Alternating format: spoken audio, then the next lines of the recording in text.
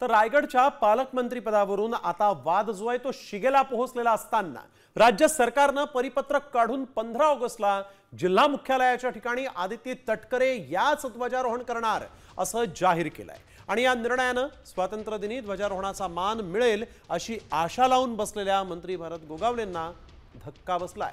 तर नाशिकमध्ये गिरीश महाजनांकडून ध्वजारोहण केलं जाणार आहे, तर ही फक्त ध्वजारोहणाची यादी असून पालकमंत्र्यांची नाही असं उदय सामंतांनी स्पष्ट केलंय।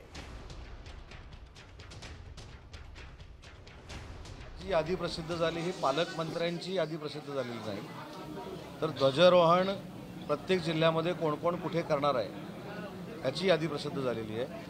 आणि मागची देखील यादी हीच होती।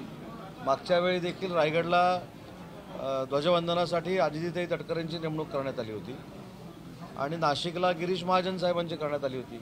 याचा अर्थ नाशिकचा पालकमंत्री जाहीर झाला आहे किंवा रायगडचा पालकमंत्री जाहीर झाला आहे असं कुठेही वाटून घेण्याची काही आवश्यकता नाही।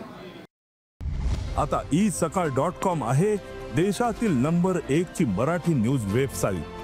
प्रत्येक अपडेटसाठी isakal.com ला नक्की भेट द्या।